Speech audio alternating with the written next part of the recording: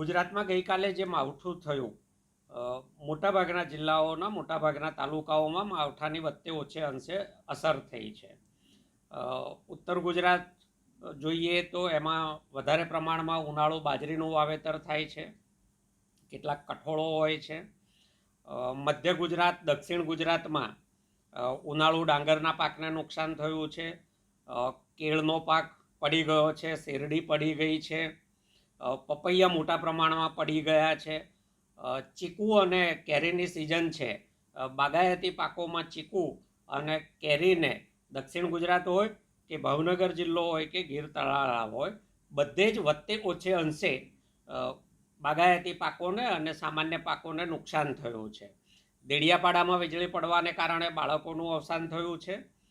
ગુજરાત સરકાર ત્વરિત તાત્કાલિક આનો સર્વે કરાવે. 4 દિવસ 6 દિવસ પછી સર્વેયર સર્વે કરવા જાય તો ખેતરમાં નુકસાન દેખાય એવું નહીં હોય.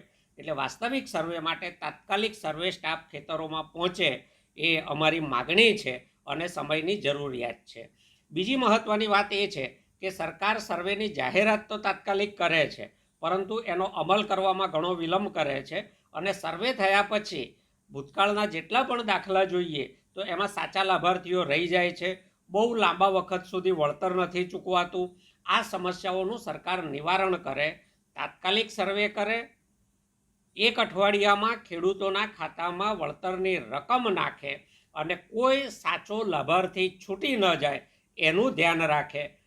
સાદા પાકના નુકસાન, બાગાયતી પાકોના નુકસાન અને જે વીજળી પડવાને કારણે અવસાનની ઘટના બની છે એમાં પણ સરકાર પોતાના તરફથી તાત્કાલિક નુકસાનના ધોરણો અને રકમો જાહેર કરે. આ અમારી માગણી છે.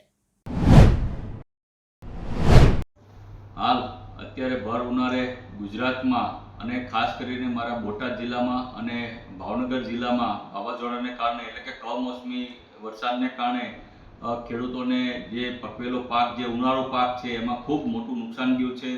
બાજરી હોય, જુવાર હોય, તલ હોય અને બાગાયતી પાકોમાં પણ ખૂબ મોટું નુકસાન ગયું છે. ખાસ કરીને મારા ભાવનગરના ખેડૂતોમાં જે સોસિયાના જે ખેડૂતો જે છે એને કેરીમાં ખૂબ મોટું નુકસાન ગયું છે. દાડમમાં, ચીકુમાં પણ નુકસાન ગયું છે. ત્યારે માનનીય મુખ્યમંત્રીશ્રીને મેં એક લિખિત લેટર લખ્યો છે, જેમાં માંગ કરી છે કે આ જે ખેડૂતો જે છે એને ખૂબ મહેનત કરી ઉનાળો પાક પક્યો હોય ત્યારે જ્યારે આ વાવાઝોડાને કારણે પાક નિષ્ફળ ગયો છે તો પાકનું સર્વે કરી અને એનું વળતર ચૂકવવામાં આવે તેવી માંગ કરી છે. સાથોસાથ ગુજરાતમાં અન્ય જિલ્લાઓમાં પણ આ સર્વે કરી અને ખેડૂતોને વળતર ચૂકવવામાં આવે તેવી માનનીય મુખ્યમંત્રીશ્રીને એક ધારાસભ્ય તરીકે હું માંગ કરું છું.